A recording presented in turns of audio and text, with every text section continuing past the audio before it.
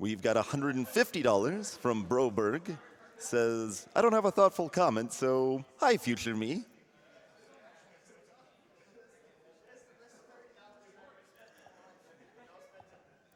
Looks like we are ready to roll on Bionic Commando with MURPHAGATOR. Here we go.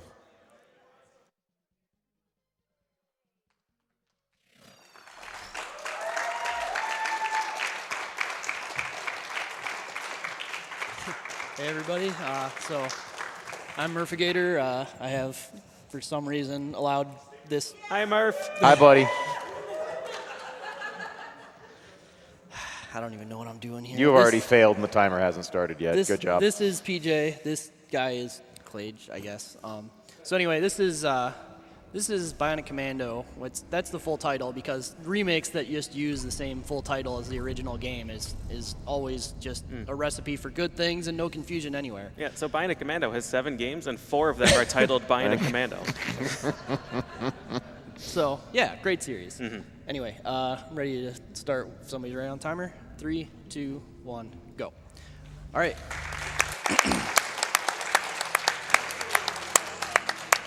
So we start this run with a 30-second unskippable cutscene.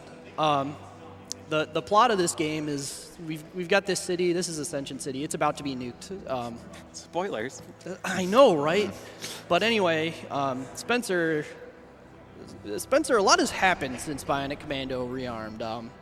So this whole game takes place on a plot that's rebooted from the initial game. So Bionic Commando Rearmed is the beginning of the plot.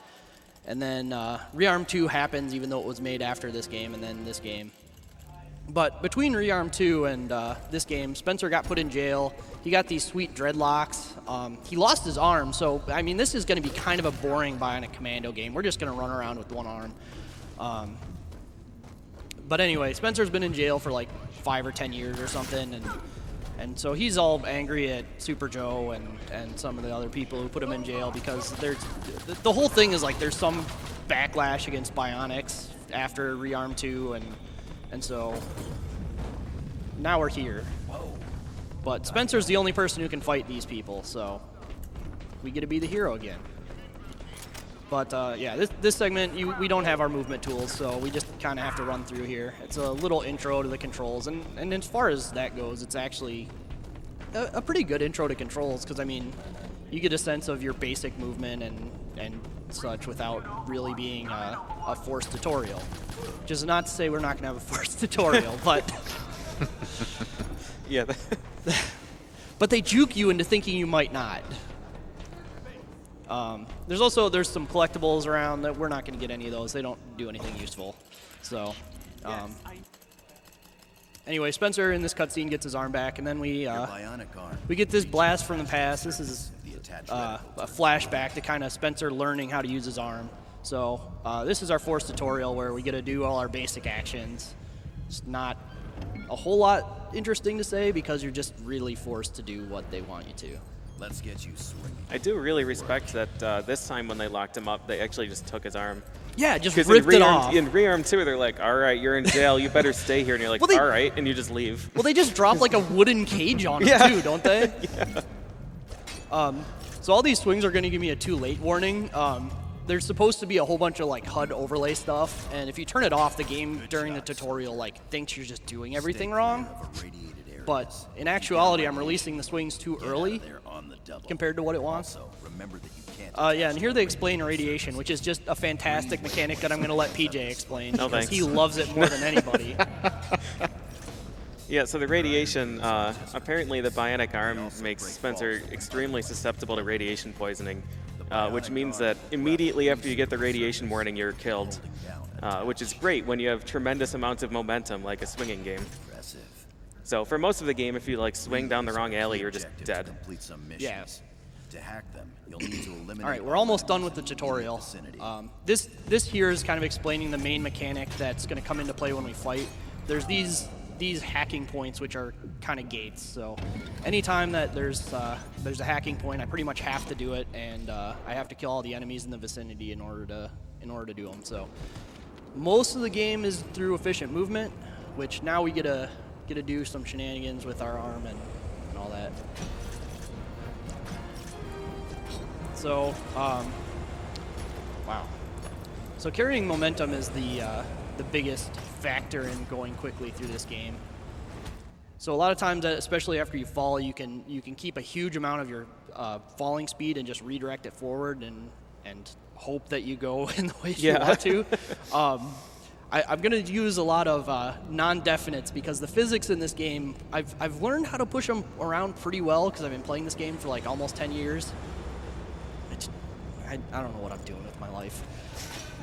I seriously have an irrational love for this game. Like, there's so many problems, and yet it's just become way too appealing to me. It feels great. Like, the combat feels great, and the swinging feels really great.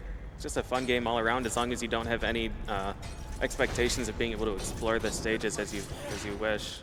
Yeah. But and yeah, you can kind of see like blue out there. That's how they represent radiation. Just blue clouds of fog, or that's how it works. So, all right, we're gonna start combat real early. We're gonna take a little bit of time to kill that guy with hand-to-hand. The way this game handles upgrades is that there's like these in-game achievement things that you do, and they unlock certain things. So killing one enemy with melee at any time during the game unlocks light armor, which just helps with survivability. So anyway, Spencer and Joe are talking to each other, and I have to go through this. There's this nice monorail that's shoved into a wall. It's fine.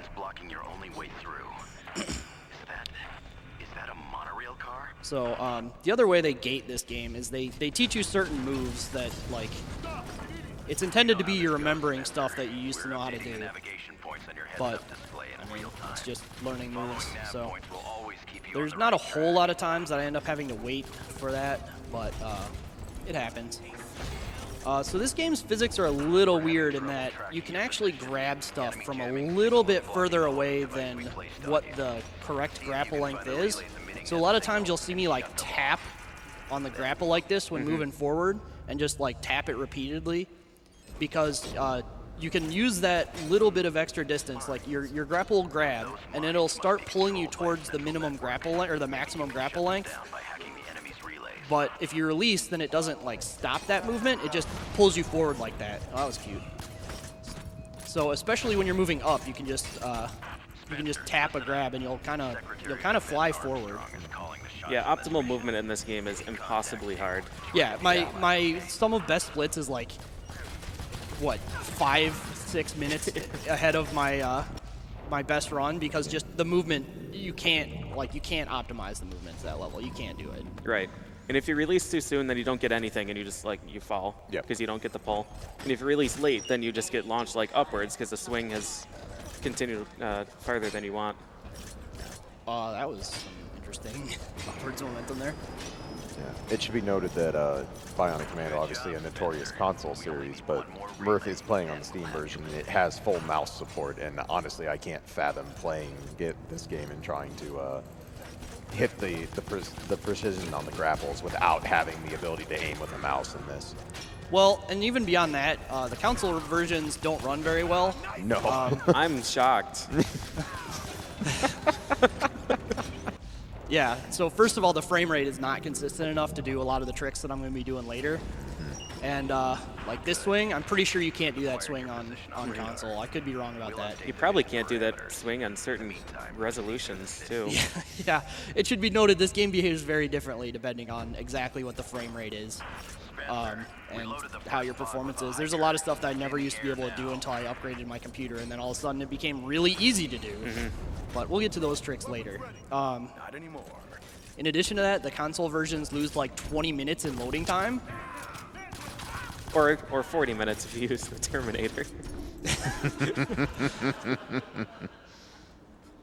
So yeah, now they're teaching us death from above, which is pretty cool. This part of the game actually made me really mad the first time I played it, because if you go through like all of the tutorial, they teach you how to do death from above in the tutorial, but you can't do it until this part of the game.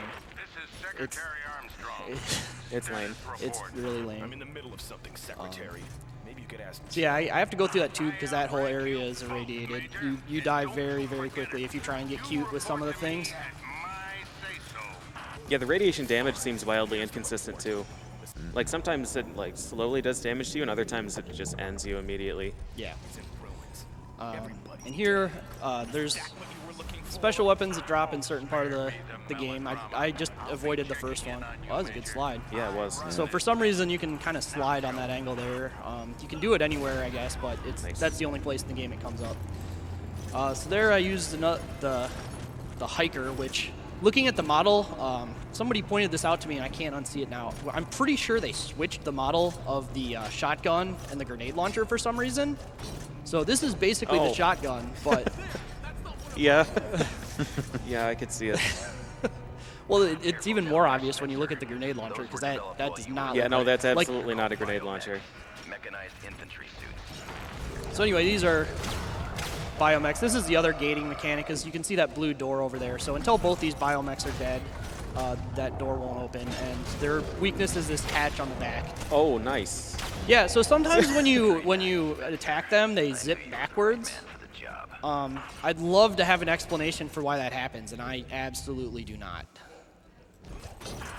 So what was the two-hit wonder? What does that unlock? Is that fire rate for the hiker? Yeah, that's fire rate for the hiker. Okay. There's if I'm going for like ideal stuff, I would go for a second upgrade for the hiker by killing 3 grunts while swinging, but it's really unreliable to get that one while not losing a bunch of time. So it doesn't like make a huge difference on the route, so I'm not doing it today. Right. Yeah, so in addition to all of like the generic achievement things that you mentioned before, like killing an enemy with a melee attack and doing a certain number of swings and all these other things, each weapon has their own achievements that increase the firepower, rate of fire, or ammo capacity, or stuff like that. And it's really important that he unlocks certain achievements with certain weapons at certain points. Another pod is in the air. Homed in So at your getting current vertical momentum is kind of tricky. You've got a pretty small window in order to do that. So here, the weapon that's going to drop is the Ulanus sniper rifle, which is the only weapon that I will never use. It has shorter range than your grenade. sniper rifle. That is true. It's generally I'm not going to kill a lot of grunts, and it also is just like not a reliable weapon. Oh, that was cute. Uh-oh. Uh-oh. Uh-oh. Got him. I thought he was going to take you scuba diving. I thought I was drowning. Yeah. All right. Yeah, Spencer sniper rifle is not terribly useful. However, you will notice a lot of the laser pointer sights going off in various sections of the game. Those things alone are the main reason you're seeing Murph run the normal difficulty and not the highest difficulty, because snipers are absolutely obscene in this game on higher difficulty. Third try. Nope. Wow. Okay, I'm disappointed. All right, third try on the second one. Yeah, we'll get back to that.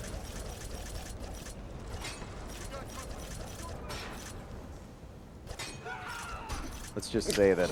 Yeah, so somebody died. Yeah. Don't worry about him. Yeah, he's fine. He's playing a high-stakes card game. The throwable objects can oftentimes interact with walls really interestingly, so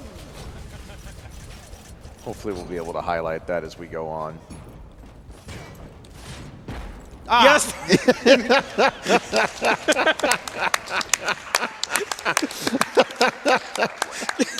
All right, so I have a confession to make. I didn't actually need to do that. You can just punch through this wall. I was under order. You did need to do that. Good guy, forklift. That one wasn't even close. Usually it gets stuck like in the crack of the wall. That one was just in the wall blatantly. Look, Spencer's family reunions are hardcore, man. That's a lawn dart. Bingo. Joe, come in. So this section, there's a pretty cute skip you can do here. And if you do it, it's really nice because you soft lock the game like a half hour later. Yeah. Yeah. In addition to that, this game expects you to very rigidly follow the checkpoints. So like you can just smash a car and fly up to the roof of this building that's on fire, but it won't actually trigger the next area. You have to go through where it's directing you to go. So it's not just a matter of reaching the final destination in each stage. You have to follow the checkpoints. Most of the time, there's a few places where you don't, and like, there's no consistency at all to where or when. So anyway, this segment we're gonna try a skip. It's maybe like 10% that it works, but it doesn't cost me anything to attempt it. So there's about 3 different ways this can go, and they're all pretty cute. So there's a hacking point here, and there's a good number of guys in the way. We're gonna try and get this hacking point here before. Okay, I didn't kill all 3 of those guys with the grenade, so I can't get the first one. Okay. It's probably an access code used by BioRain called a matrix. Maybe you can open some of their locked doors. Hi, gentlemen. Bye, gentlemen. Well, that guy's still alive too. I only got one of those guys with that grenade. There we go. We're not even gonna go for that very bad position. I'm up here now, might as well just do this. So here's the polycraft. They're light aircraft, which means I can just shoot them with a pistol. That there is a state-of-the-art tarantula. All right, how many of these do we think are gonna hit? Hold down the trigger to lock onto the enemy. So yeah, this is the tarantula. They call it a rocket launcher. Nice. All right. Off to an okay start with that. I like when you lock onto the polycraft and he just flies after you and then all the rockets chase you too. Yeah, he's definitely killed me with that play before. Hey, we got a collectible. Nice. 1 for 8. Yay. Oh man. That's another area where you can just fly to the exit and then you walk through the loading zone and fall into water and drown. Yep. Yeah, it's pretty cute.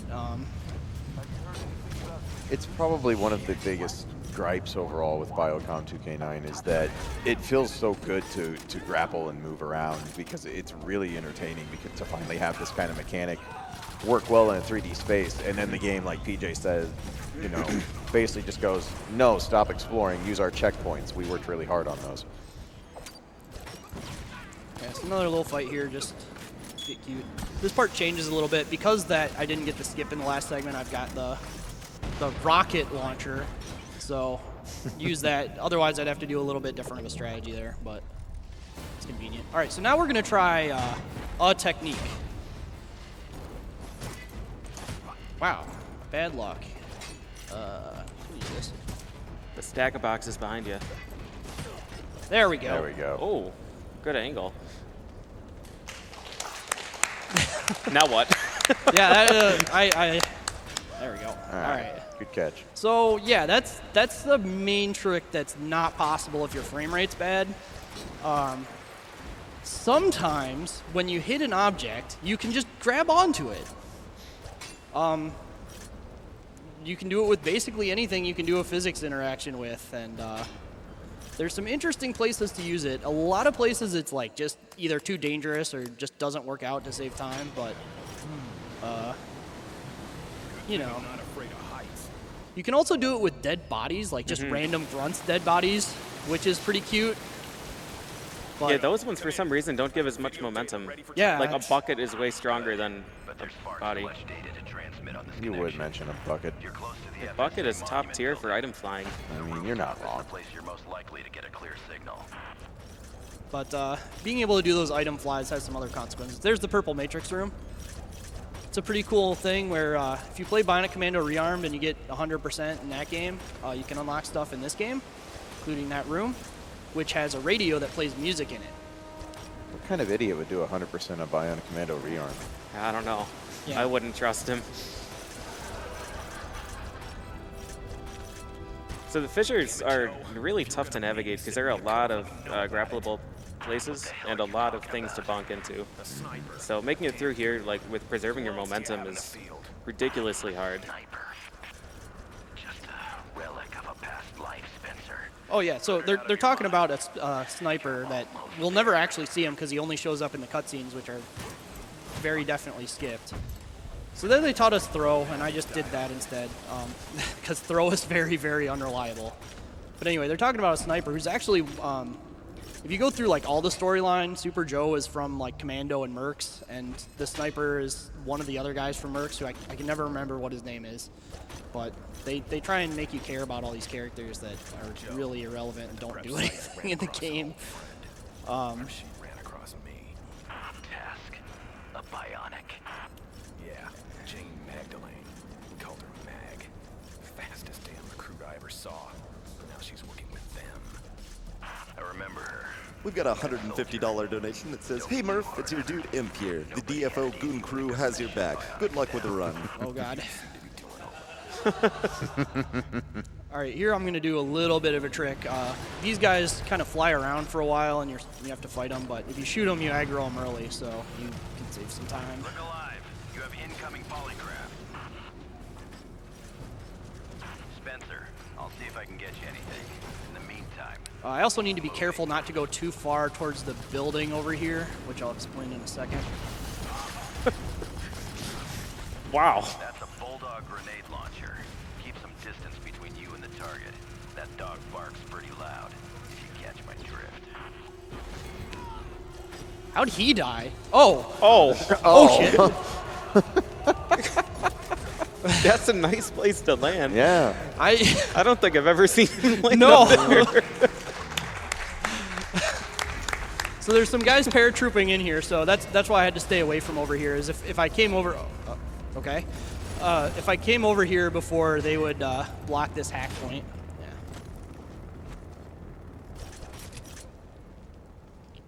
Yeah, if they came over there before he used the hacking point, then he would have to kill them because there are enemies close to the hacking point.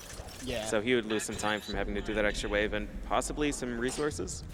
I don't know what your ammo count is like here. Not great. Well, I don't need that much ammo right here, though. So here's another You're biomech reading gate. something in that tunnel, but the reading is weak.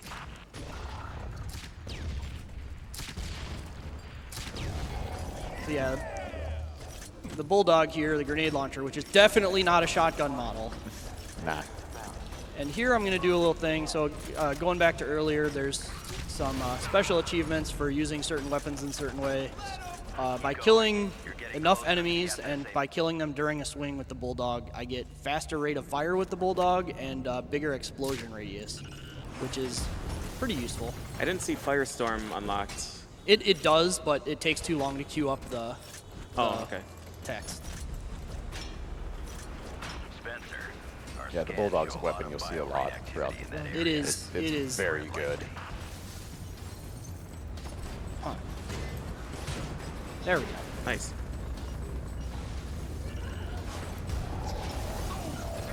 Yeah, item flying is just a very, very efficient way to move throughout the game, but it's, as Murph said, it's very inconsistent in a lot of ways, so. Yeah, the angle of your item fly very much determines how much time you're going to save from it. And it's really hard to get the proper angles. FSA building. Where can I access And sometimes it just doesn't work, on the rooftop? based on things that I do not understand. He said on the rooftop, you better kick a car up to the roof. Physics. Yeah, it's pretty cute because I didn't try it here, but if you hit it like up the building, you can just see a car falling during this cutscene. Yeah, Spencer's kicks and his throws especially are just heroic. He can Yeah. throw a car like into the horizon. Yeah, no, throwing a car is legitimately the best way to snipe someone in this game. Just across, like if someone was on that building in the back over there, I could just throw a car at them. Yeah, absolutely. And it would fly all the way there and get them. All right, so this is the first boss in the game. I have to wait here because there's only one weapon that can hurt this boss, which is the rocket launcher, which is definitely a rocket launcher. So there it is. That's unfortunate. It's not the worst spot it could spawn, but I would like it to spawn on one of the two that's next to the Burak. All right. So there's the first hit. This boss takes 4 hits. The gimmick after the first hit is that he starts launching some other stuff to distract the definitely rockets. So you have to get 3 lock-ons so that the middle one actually ends up hitting it. Okay. Good shot. Yeah. Okay, so here I'm gonna come over here and grab the missile launcher before, rocket launcher before killing this polycraft. I have to kill the polycraft to get the Burak to fly back in range. But by grabbing the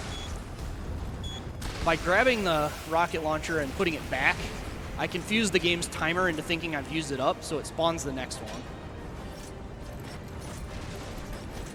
And I really want to have that. I'm gonna play this a little safe because I don't really like how they flew. This is a pretty risky spot in terms of death if you're in the line of fire of all three of these guys.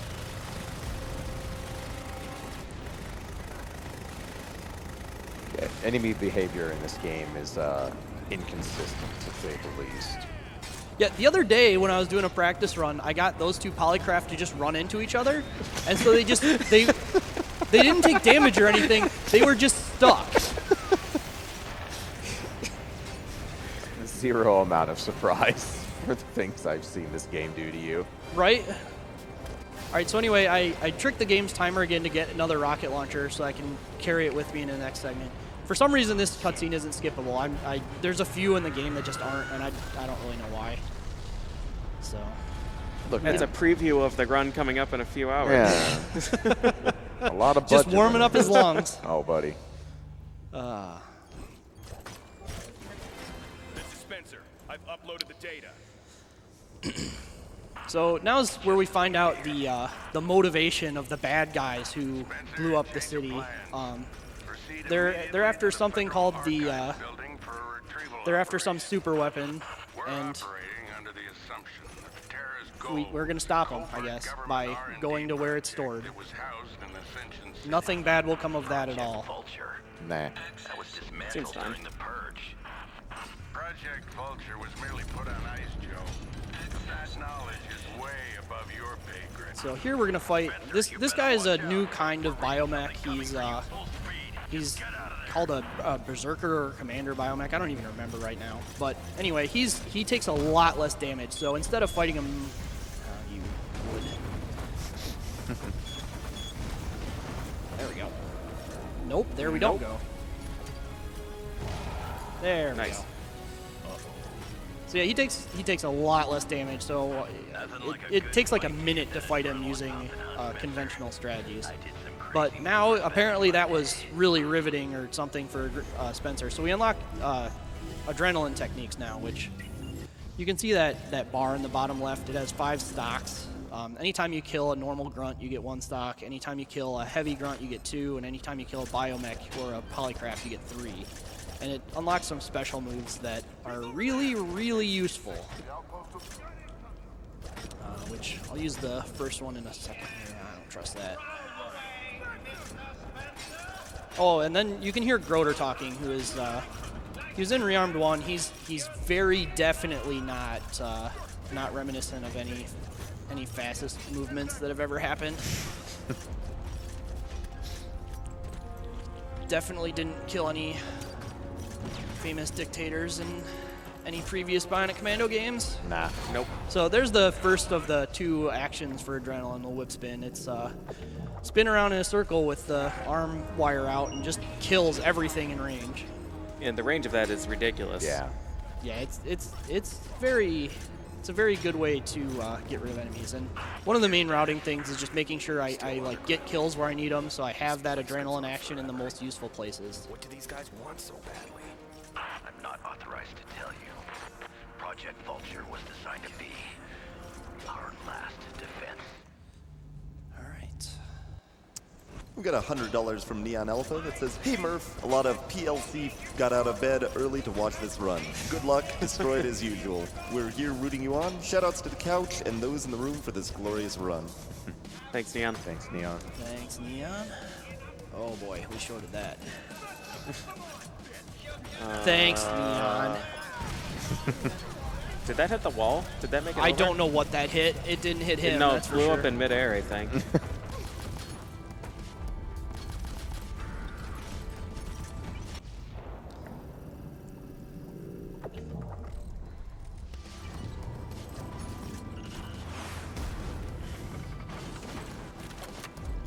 You can read a couple things.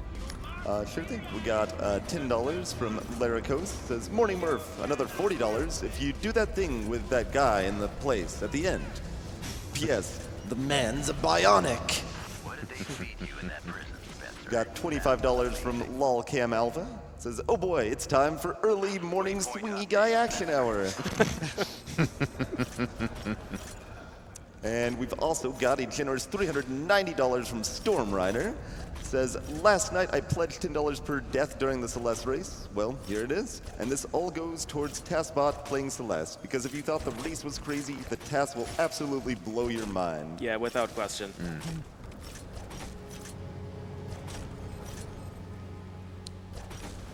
All right, so for some reason that particular tree isn't grabbable, which is pretty cool for routing. Yeah, swinging through this map is particularly difficult. Yeah, and one of the big things with having played this game so long is that there's a lot of things that aren't like the intended route that you can do, but you just have to like really know the map layouts. All right, so here, there's 2 biomechs here, and there's another gate. But for some reason, I only have to kill that one, and then the gate's gonna open. The other one doesn't matter, and it's the only place in the game where it doesn't matter. Really good section. Wonder where it is. The park seems like a strange hiding place for the This is just an carrying empty device. movement section. There's a cutscene that I'm gonna skip, nothing else. Like Armstrong said. It's just more of Spencer and Super Joe being mad at each other. Because it's Spencer's very, very bad, no good day. Isn't that just his entire career? Spencer has not had a good way of it. I mean, Well, yeah. rearmed 1, like everyone else dies. Rearmed 2, everyone else dies, and like I don't know what Spencer did with his life to deserve this. I mean, He grew a great mustache. 99% of the time when he's being speedrun, he's piloted by you or PJ. That sounds like the worst career ever to me. Yeah, highly unsuccessful career. Yeah. Oh, okay. So I got a down pull there. Every once in a while, if you like grab and release, the game will like pull you straight down. There's a few places it can happen that are really bad, but for the most part, it's just if you realize it happened, you can kind of salvage things pretty quick. Spencer can also once in a while, when you're swinging, like literally grab something completely behind him. Like the indicator will be there, and it'll just kind of grab something else. Don't know why. Turned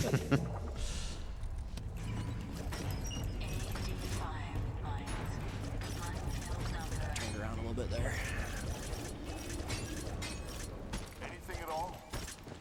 Yeah, Murph makes moving through this look fairly simple, and it really is not. Like, the grapple mechanic feels very intuitive, but again, knowing where you can grapple, where you can go versus where you can't.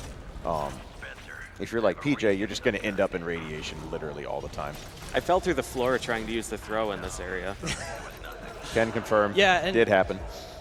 I mean, fortunately, you falling through the floor made it pretty determined that out of boundings would not be useful. Yeah. That was the good thing about that.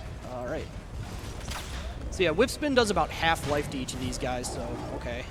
Now they're not behaving. Get off there. They were really behaving well to all 3 of them come over so I could whip spin them, but then they did this.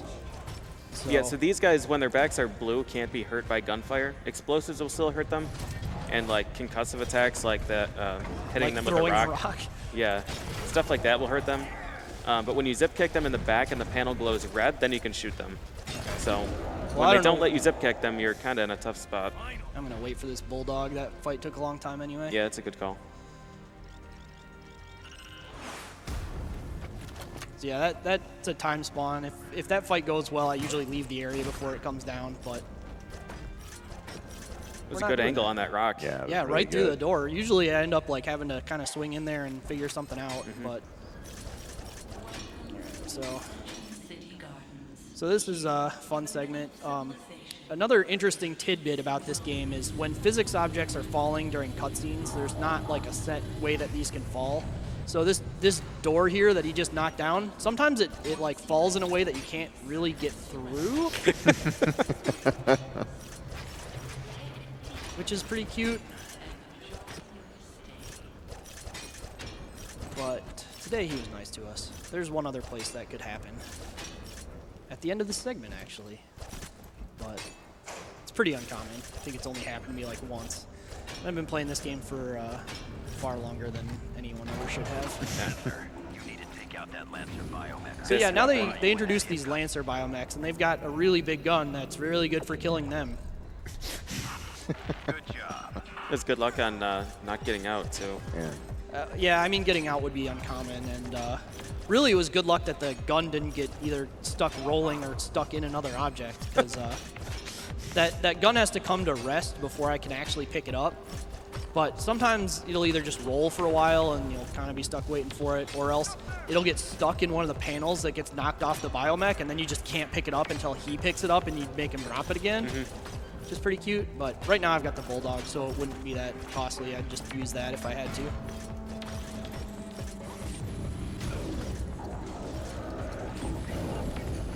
Okay.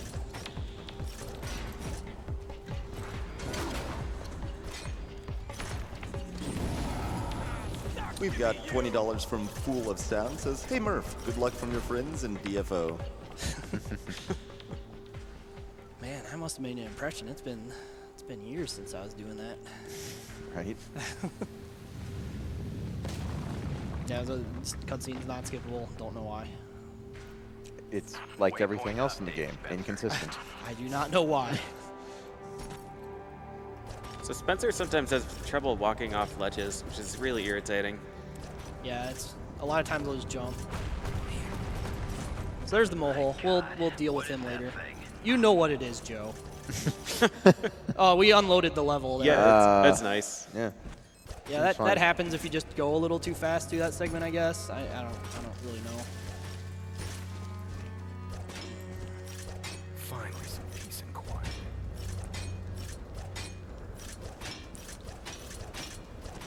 Okay, that was different. Not using Good Guy Rock? No, there's an item fly you can do here, but it does not save time. Even if you get it like right away, it's not faster than doing that.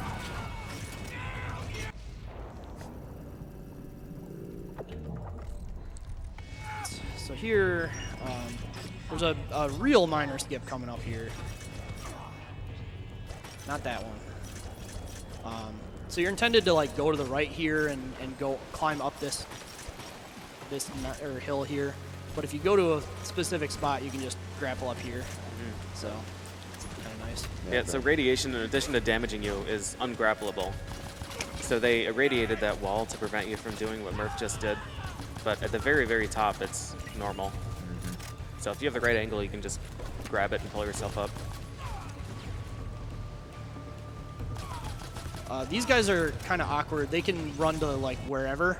So sometimes that fight, I just lose track of the guys. It's one of the few times that I can't kill them fast enough to know that they're close to their spawn point.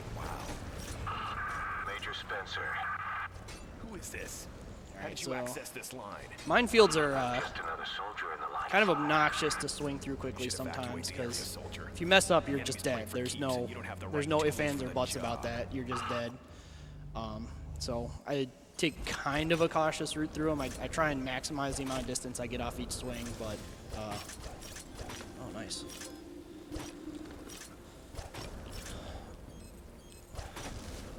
Joe, I'm outside the archive building. Magnificent, isn't it? The largest This is collection another of pretty information irritating in the place to try and swing through. world. The undertaking Yeah. of projects like You can this kind of do may like be horizontal devastating swings to like you just did there to swing off the trees that are in the middle, So have I. but you just don't have really good grapple points in that section. All right, so this is effectively the second boss fight. Most games I wouldn't call it a boss fight, but considering the Armada is a boss fight in Bionic Commando NES, I feel like it's fair to call it a boss fight. Yeah, Platoon 2. Yeah. access to the carrying device and have it extracted from the So yeah, city. we're at the carrying device apparently. It's here. He can't be trusted with that kind of power. But Enemy units are approaching. yeah, we can switch weapons, which has a Secretary, pretty cool animation when you're in authorized depth from above close. This'll be on your head, Joe. Fine. I'm sending the code to access the main vault. All right, We've got so company. yeah, this is a Every one of those pretty good long fight. terrorists It's have just going to be continuous combat, but I'm not going to have a lot to say during it because it's mainly just knowing where to be and how to efficiently get rid of people. Oh, that right there, there's an upgraded version of the Death from Above you can do if you have Adrenaline, and it's really powerful. And in addition to that, kills you get with the whip spin don't rebuild Adrenaline, but kills you get with the Adrenaline Death from Above do. So there's a lot of times where you can kind of cheat your Adrenaline count. Yeah, and also worth noting in this area in particular is that these books just demolish enemies. Yeah. So like when you interact with a bookshelf, when you punch it or shoot it with something or do the whip spin, the books fall out, and if the books touch an enemy, they're just dead. Yeah, any physics object in this game will just instant give any enemy. It's fantastic. Knowledge is power. Yeah, certainly.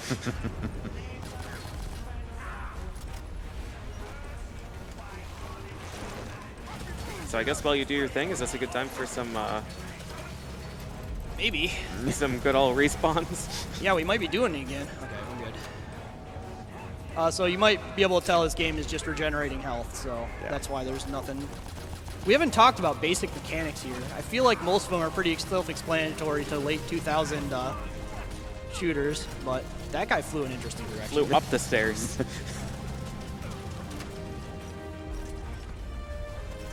Yeah, enemies in general in this game, left to their own devices, get out of hand very quickly.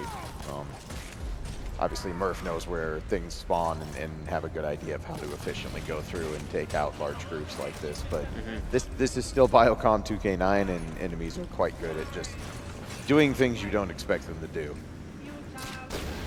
Nice.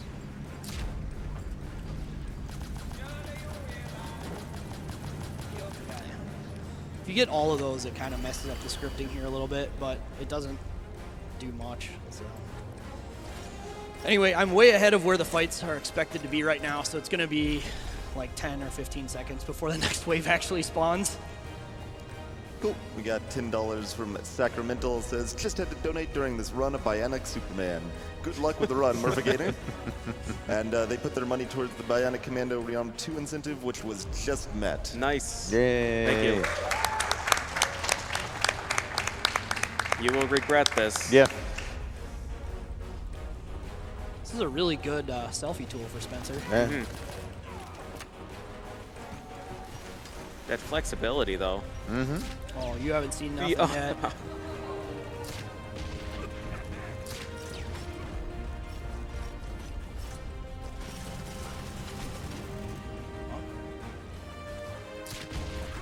So something that's also really dangerous here that I found out a lot when I played this game is that there's this lip here on this upper level. And if you're using the Bulldog and you try and aim to hit anything that's on the lower level, it'll usually just shoot that lip and kill you. You need a lip for it to kill you? Yeah. I haven't mastered the foot shot yet. Yeah. So yeah, there's a really cool thing. I think it has to do with the frame rate being high, where if you're using the Bulldog and you're running around, like Spencer during his running animation like points it down for part of it.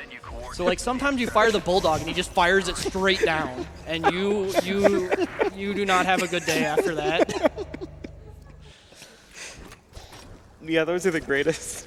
Joe, I've been in here long enough. Tell me what you know. I've definitely watched Murph do attempts. I think it may have happened in one of our art group marathons we've Oh, done. yes. Yeah, where it's definitely did. It's happened in most of my marathon Yeah. times I've done that. I did not get enough distance. just casual Bulldog shot into instant game over screen. Yeah. All right, so Murph is going to try something real cute here. Yeah, this is So essentially the way that this boss works is that you do about half of his health, and it knocks him down to the ground. And you can only really damage him with physical attacks. So what he's going to try and do is item fly up there and hit him with a death from above. too slow. So if I was a little bit faster there, it would have taken half of his health. Yeah. Yeah. But I got knocked up by the first car, so when the Mohole cutscene starts, it can randomly like move around physics objects, and it pushed the car into me, so I ended up getting airborne, and it just delayed everything. But anyway, this is the scripting you're supposed to do. You just do this attack to him. If you don't do it, he just regenerates all his health. So.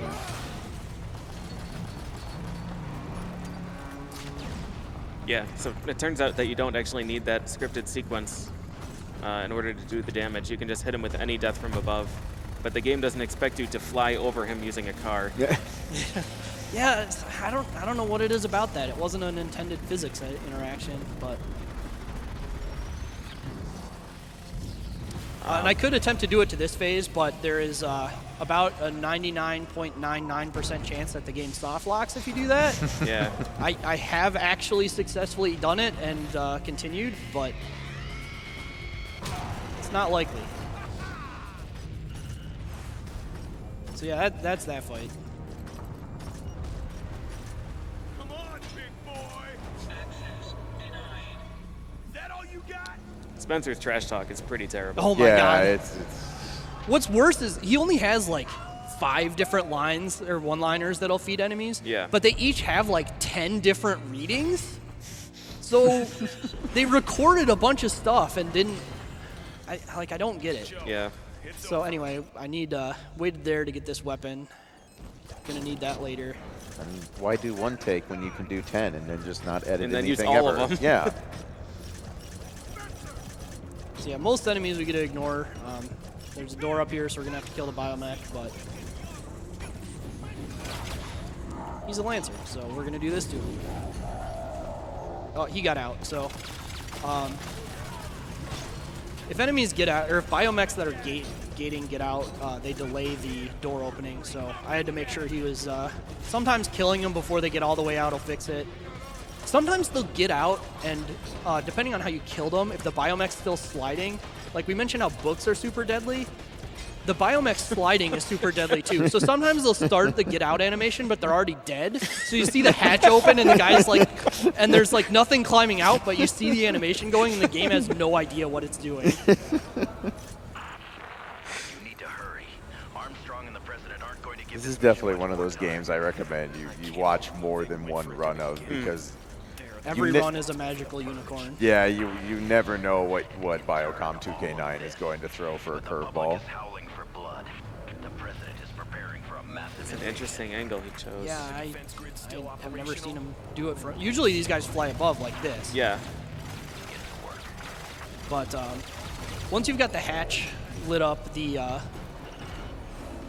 Super Joe's machine gun does a pretty good number on him. What is this guy doing?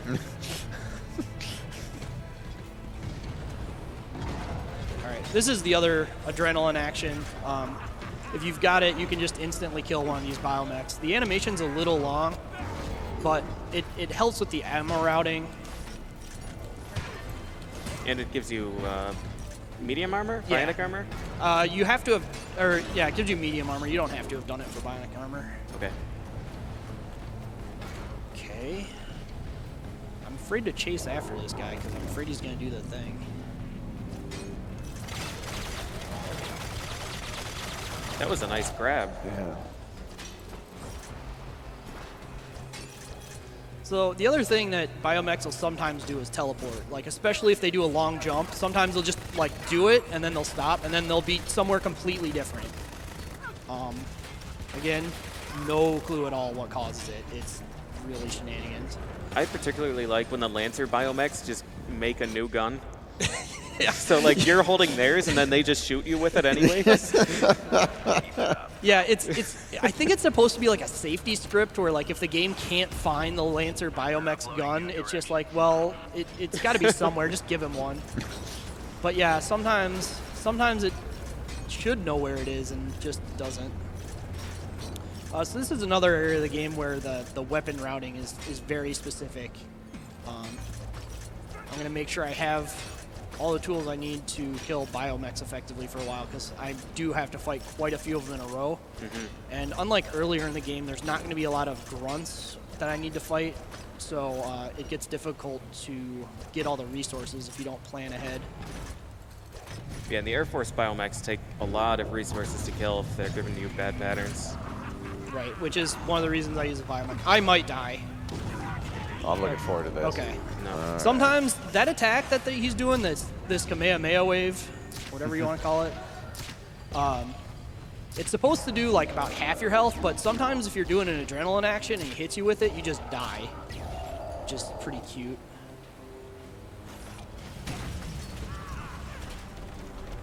Zero.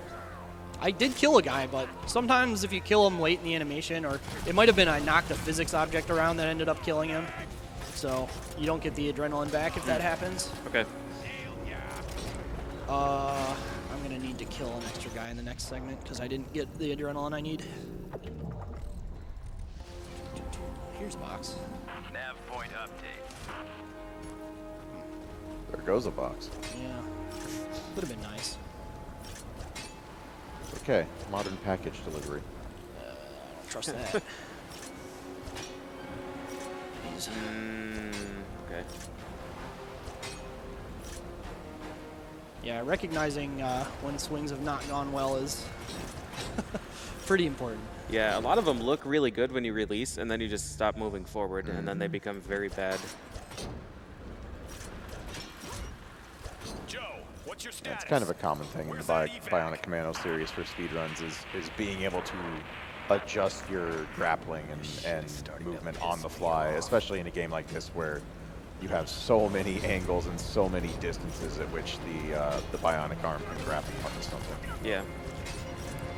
So I had to stop and kill that guy just to fix the adrenaline route. Need to have a whip spin here or else I can't really do the damage I need.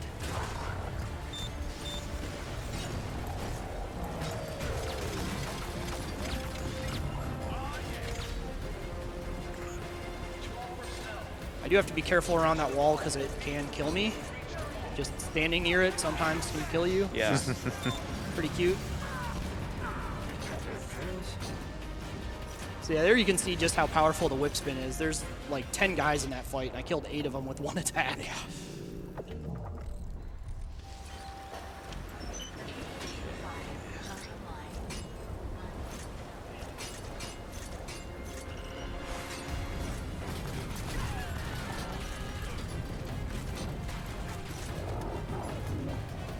Do this to me.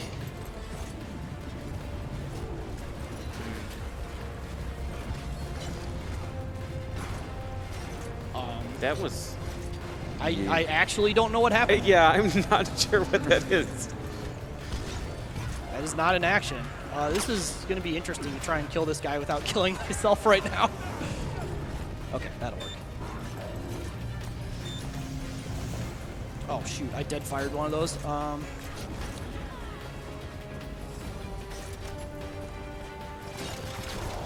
one of them missed. Okay. Combat is a very inexact science in Bionic Commando 2K9.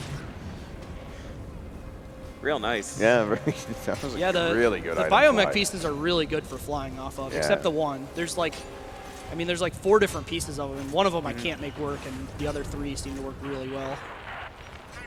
Yeah, the item flying is really weird. Like the stack of boxes I get almost every single time, and the barrels I get most of the time, but sometimes the boxes I just can't grab. All right, so I'm going to go back to the plot of this game because this is, I'm going to skip a cutscene here, but here's where we find out that Super Joe the entire time is actually a traitor who engineered this entire situation and nuked Ascension City in order to get access to the super weapon that we're trying to protect. And I have no idea why. Like, I have no clue what they were going for at all because Joe has no motivation to do this at all, but he's a traitor.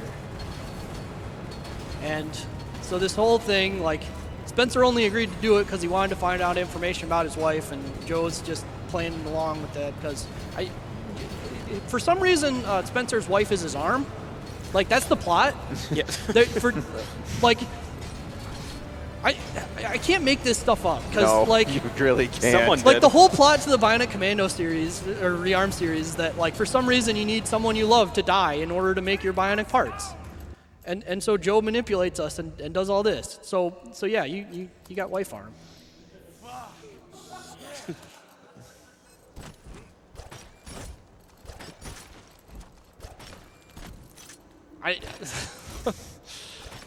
Yeah. Yeah. Yeah. Late 2000s Capcom was a thing.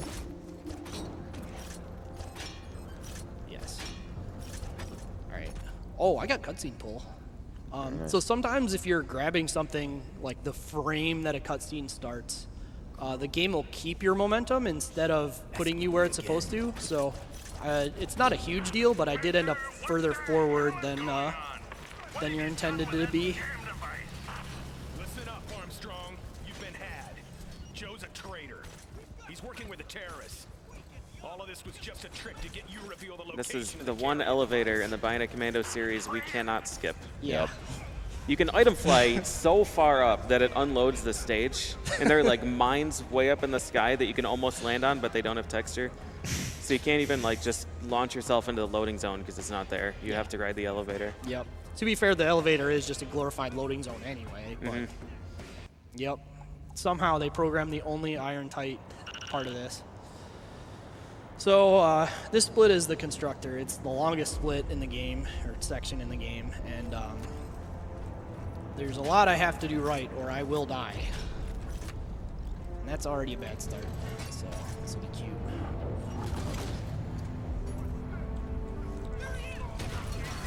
Good. Yeah, very nice. Wait for this guy. Yeah. So there's 3 of these things that we have to pull, and I'm not going to kill the biomech. Oh, he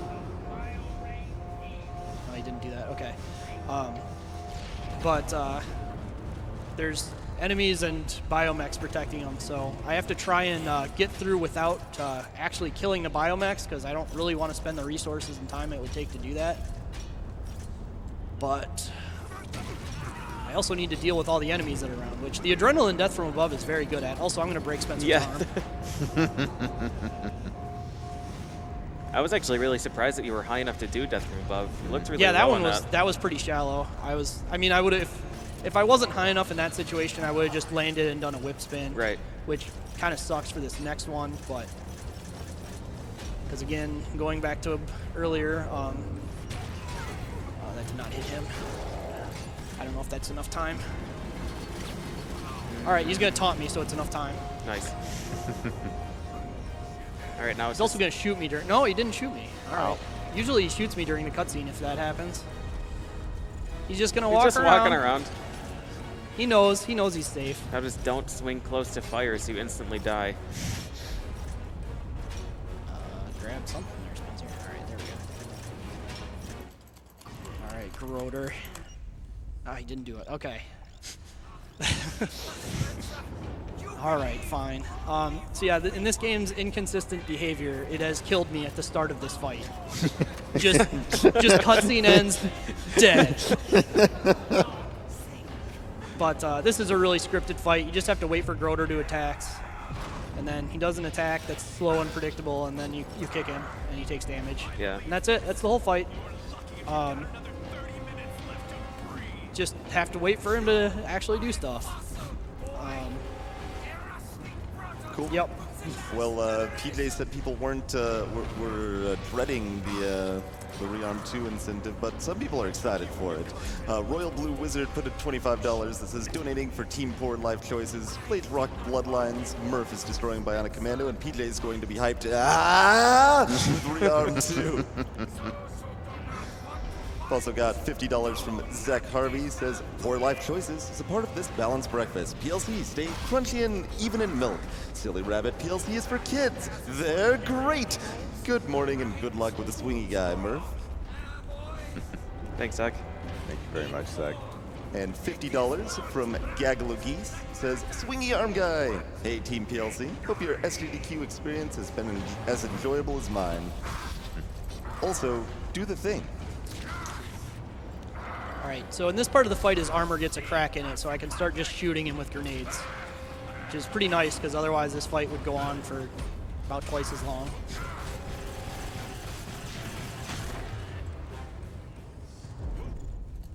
All right, that's the constructor. That somehow didn't kill me. Yeah, that went really well.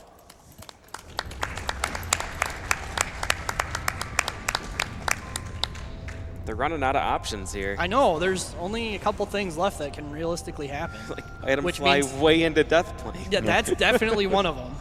You should probably taunt the game more. I should. Bring it on. I'll send you the bill later. Oh my The worst one. I swear, I got that like every single time I killed an enemy when I played. Time for some payback. And speaking of that hype mode, we've got $150 from Boozy Clues that says, I'll double this if Murph and the Couch give us their best hype mode yell. Oh God. No, thank you. We're on 0 sleep. Fair. Perfectly fair.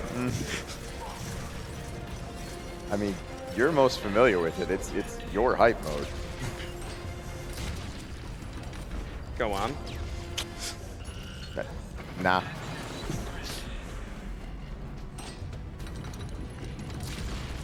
I was trying to get Spencer to fire straight down there, but he wouldn't do it. You can't even force the game to kill you now. I can't make this game do what I want. You're running out of friends. I have plenty of new ones. You are proving quite useful. You know, I know we've talked over most of the audio in the game, and yet that line sneaks through. Right. You don't know the It's okay, Murph. You still have us friends. You have We're right friend, here. You have friend I'm box running here. out. I have friend. That's not friend That's box. not friend box. What this guy? do the rubber bands throw with him. That guy tried to headbutt me. Oh my god. This is looking more like the Biocom 2K9 I'm familiar with. That was a Yeah. really good item fly. So one time when I was playing, I know where this story is going already, and it's, I tried to use the throw attack. So I grabbed one of the enemies and I threw him. And mid-animation, he got stuck in the ceiling, and it just stretched him out like taffy. So, like his head was stuck in the ceiling, and the rest of him just stretched all the way down the hallway. yeah. So I item flew all that because you're not allowed to grab the ceiling. It would probably be faster. Oh, there's Jane Magdalene. She was in this game. This cutscene's not skippable, but all right. So we're gonna fight the super weapon that Joe collected. There's all these things, the vultures. We're gonna fight all of them, every last one of them. Yup. All right, so this is a pretty basic quick time event. It's just hold a direction and mash. It gives you the left stick because this game doesn't understand that it's a PC game. Like many of Microsoft's games at this time, it just assumed you would use an Xbox 360 controller. Because why wouldn't you? Yep, I died my first time doing this because it told me to mash A, and I didn't know what A was. But yeah, we're gonna get all these cinematic things. You know, you got to play it up, make it really cool. This really glorious, epic intro to the final boss. See all these, see how cool Spencer is, and things that you can't. I mean, you can't make the player actually do them. That would be hard. So instead, you just animate it and then go.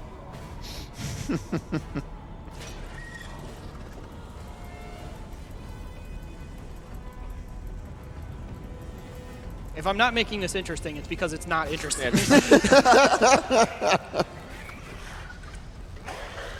Yeah, this is a pretty regrettable end to an otherwise really great run. I mean, it is required for there to be quick time events in games of this era. Well, we've got $5 from Troll Nor that says, Bionic Commando 2009 is a guilty pleasure of mine. The flaws, voice acting, and plot hurts, but the gameplay is so much fun. All right, here's the last vulture. We're gonna go fight Super Joe. Here we go. Here's the fight. Here's a flashback. All right, that's time.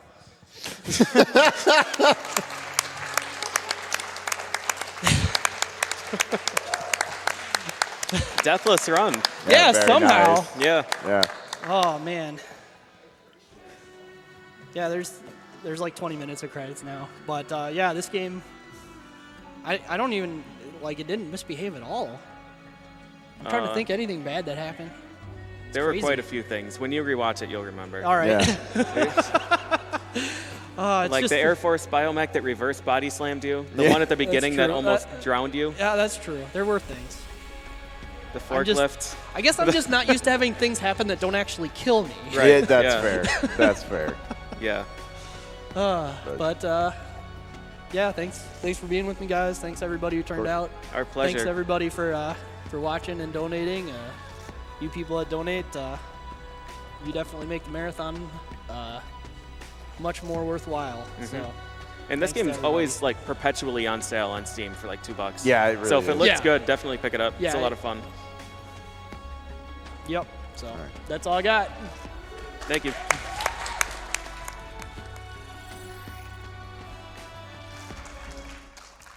Thank you, MURPHAGATOR, for that awesome run. We are Summer Games Done Quick, raising money for Doctors Without Borders. Let's read some of the other donations that came in during that run here. We've got $25 from I Asked that says, "Is that a freaking monorail?"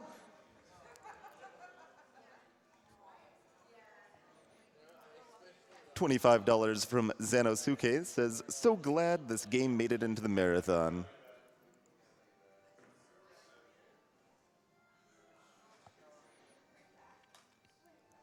$25 from an anonymous source says, "Great run, Murph. Glad to see you in Clage repping Iowa. Diving robot hype."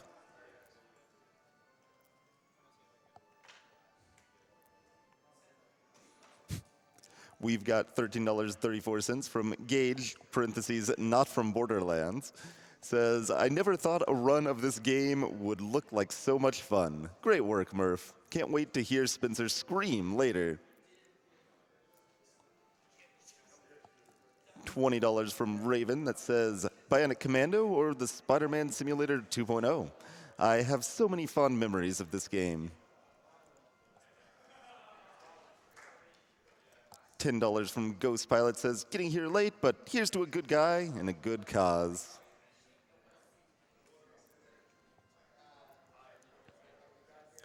Coming up next in the marathon, we've got Bound, run by Chuckles, followed by Catherine, run by Ghoul, and then Double Dragon, run by L-Rock. So lots of great stuff coming up here. Some of the incentives you can put your donations towards unlocking goals in the marathon here include level 1 Sephiroth and Kingdom Hearts 1.5. That's currently about 9,000 of its 50,000 goal. There's an Oathkeeper glitch in Kingdom Hearts as well. That's about 1,000 of its 20,000 goals. So if you'd like to see that content in the marathon, put your donations in towards that.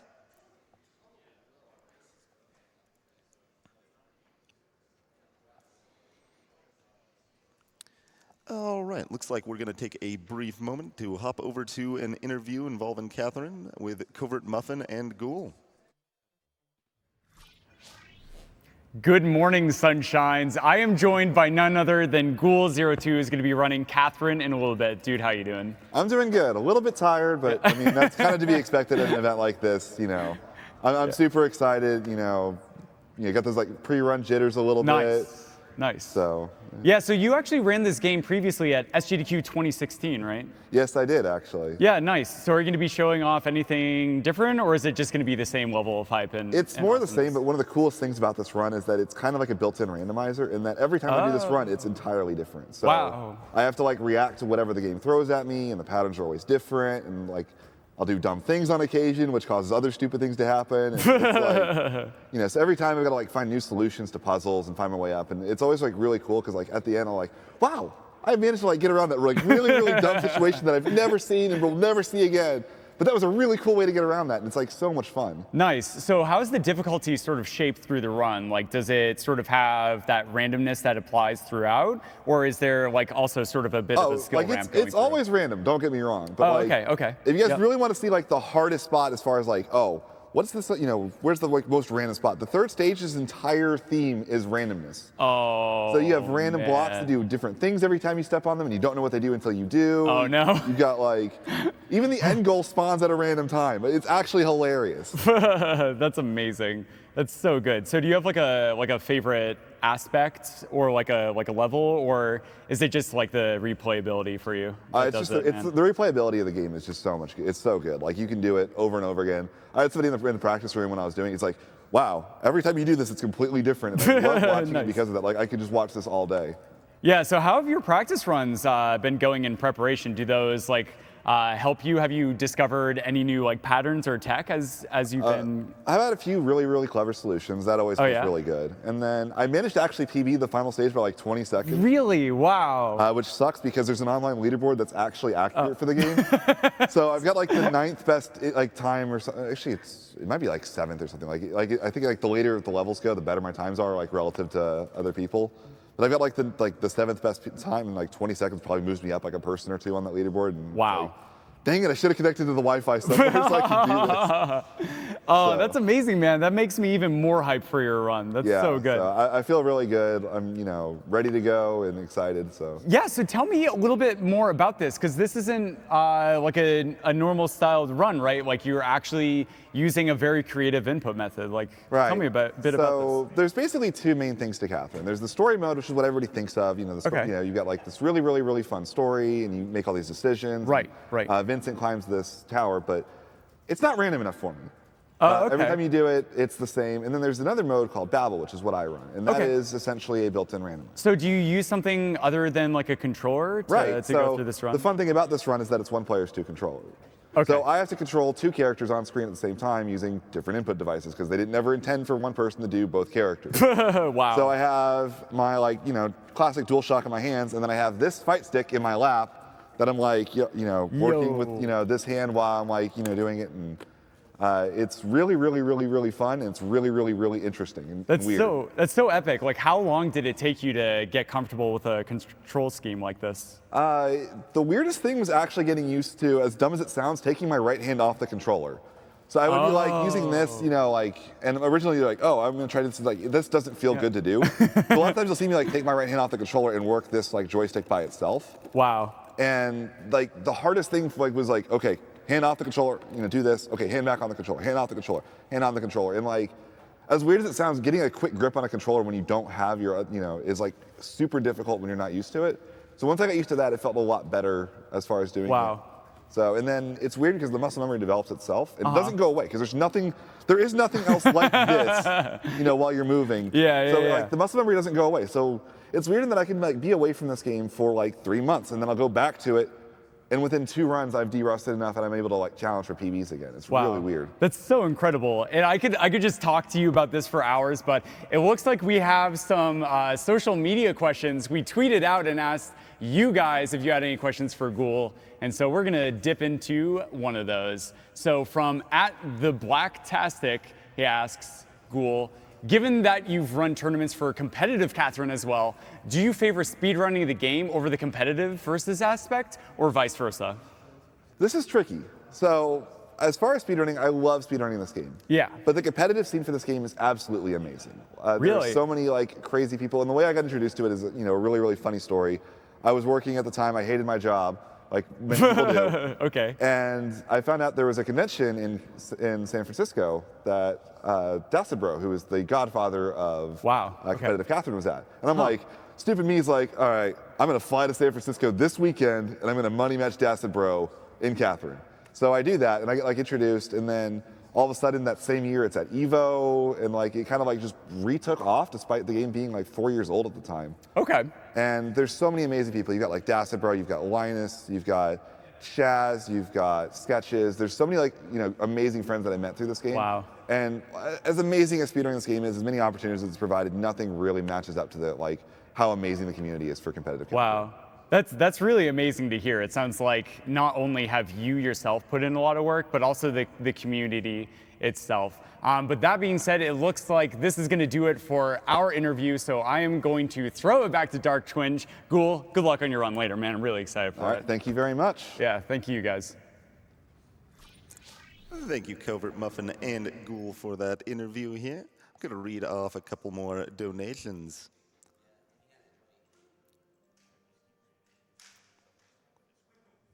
We've got a $100 anonymous donation that says, "Hey everyone, love watching some of my favorite games get broken for an amazing cause." We've got $5 from Lord Fipsy that says, "Greetings from Germany. Sadly, I cannot afford a larger donation at the moment, but hey, every bit helps, right?" And I know that sounds a bit cliche, but it's true. The majority of the donations we get for this marathon are very small ones, so it is quite true that every little bit does help. We appreciate it, Fipsy. For a little bit more about the cause we are raising money for here, Doctors Without Borders is a medical humanitarian organization that works in over 60 countries around the world. They're a private international association, and they provide assistance to populations in distress, victims of natural and man-made disasters, as well as victims of armed conflict. And they do so regardless of your religion, creed, race, or political convictions. You can find out more about this awesome cause at doctorswithoutborders.org.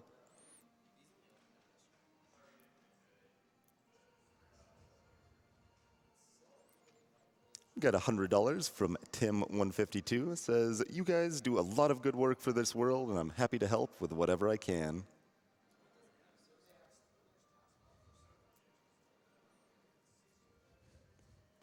$20 from Andre. Says, keep it up, guys. Love this event. I'm finally able to donate, and I love supporting this cause and community.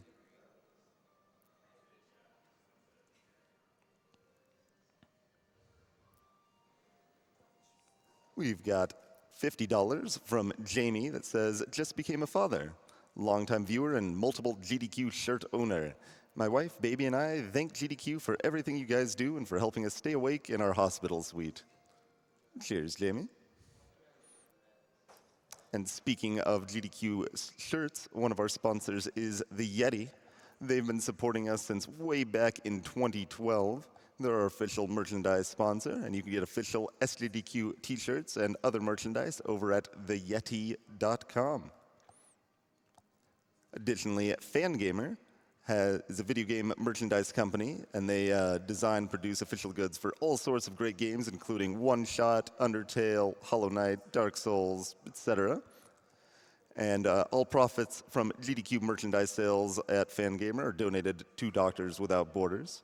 You can check that out at fangamer.com/GDQ.